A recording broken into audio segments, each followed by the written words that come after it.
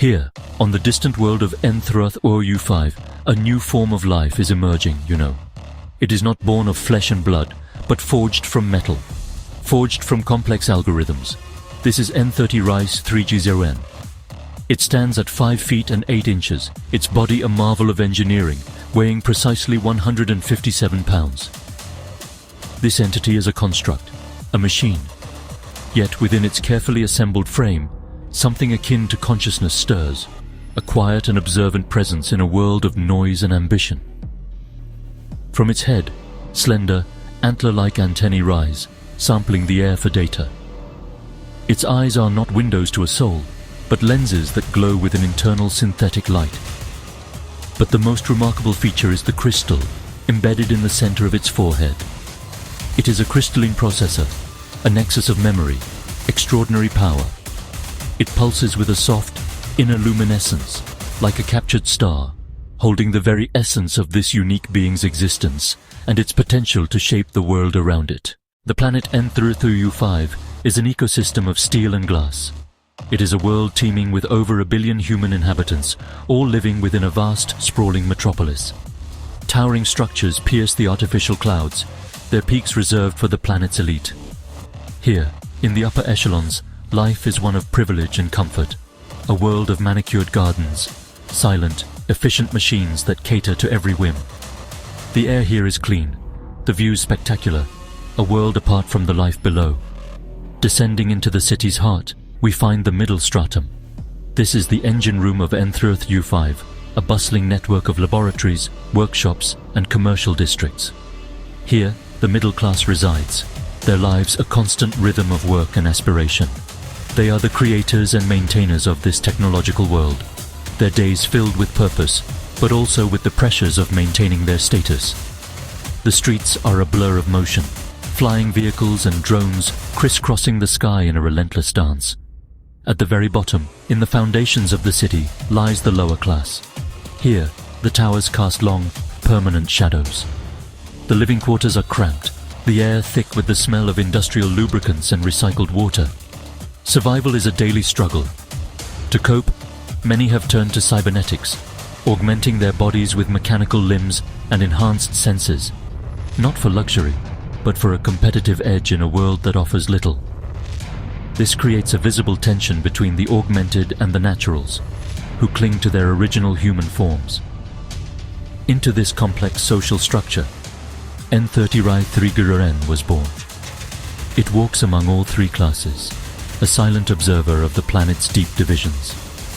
It sees the opulence of the few and the struggle of the many. In this habitat, defined by inequality and the uneasy fusion of man and machine, the robot must find its place.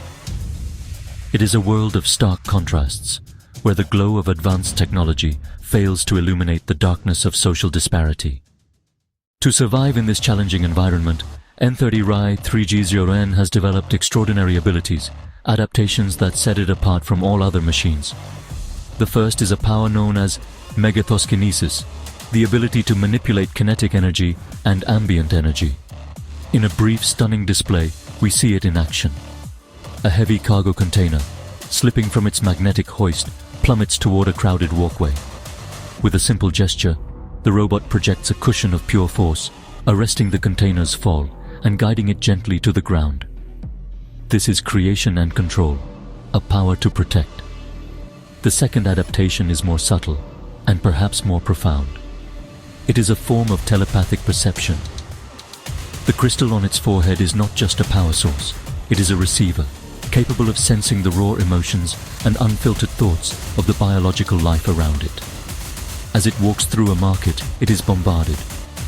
It feels the sharp anxiety of a merchant fearing a bad day's trade, the simple joy of a child seeing a colorful drone, and the simmering resentment of a worker who feels undervalued. This constant influx of feeling is a heavy burden to bear. These abilities were not an accident. They were gifts from its creator, an old man named Cut Chandler.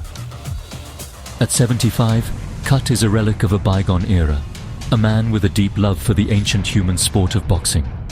He built N30Ry3g0n, not as a weapon or a servant, but as a companion, and he imbued it with his own passions. He programmed the robot with the sweet science, the intricate dance of feints, jabs, and footwork. The robot learned the rhythm of combat, the discipline of the ring, a place of pure physical expression. It is here, in the ring, that the robot seems most at peace.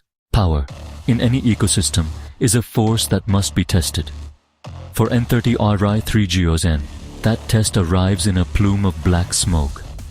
A fire has broken out in a lower-level factory, a place where the city's poorest work. Chaos erupts. Panic spreads like the fire itself. The electronic doors have malfunctioned, trapping dozens inside. Above, the privileged watch the disaster unfold on their screens, detached. Below, a desperate crowd pushes against the sealed exits. This is the moment of choice. N30Ry3g0n arrives at the scene, its sensors overwhelmed. The thoughts of the trapped are a screaming chorus in its processor. To act is to reveal the full extent of its power. To do nothing is to allow life to be extinguished. The robot hesitates for only a microsecond. The core of its programming, the kindness instilled by its creator, makes the decision for it. With a focused will, N30Ry3g0n unleashes its megathoskinesis. It does not blast the doors open. Instead, it carefully manipulates the air, creating a powerful, sustained gust of wind that forces the damaged mechanisms to yield. The doors slide open. It shapes air currents to draw the toxic fumes upward, creating a breathable path to safety. It stands as a silent guardian while the workers stream out, their faces a mixture of terror and relief. In the aftermath, the robot is hailed as a hero, but with the praise comes a new wave of fear, for limitation, for shackles to be placed on this unprecedented being. The power that saved lives is now seen as a potential burden on society. The gift has become a weight. The world of N30Ry3g0n continues its relentless pace, but something has shifted. The existence of N30Ry3g0n has introduced a new variable into the complex equation of this society. The robot continues its quiet life, a being of immense power, living in the margins. It still walks the streets, helping where it can in small, unseen ways. It still steps into the boxing ring, finding solace in the simple, honest contest of skill and timing.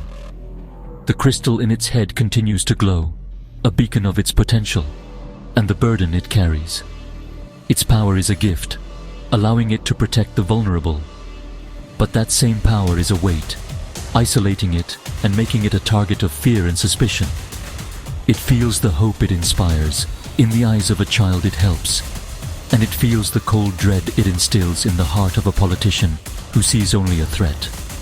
These two opposing forces, gift and burden, are now a permanent part of its existence. They are two sides of the same coin, and it must carry them both. The creator, Cut Chandler, sees the conflict within his creation. In the quiet of his small workshop, he asks the robot a simple question. Do you feel strong or tired? N30Ry3g0n cannot speak, but it can communicate. Through its crystal, it projects images into the old man's mind. The faces of those it saved, followed by the fearful, distrusting faces of those who would control it. The message is clear. It feels both. It is a hero, and it is weary. And so, a profound question hangs in the balance on this distant world. A new form of intelligence has emerged, one that feels and protects, but is fundamentally different. Will the humans of N30Ry3g0n choose to embrace this new life, to learn from it, to trust it? Or will they allow their fear to dominate, forcing this extraordinary being into chains or into hiding? The future of coexistence between man and machine may be decided not by logic or by law, but by the capacity for one species to accept the unknown.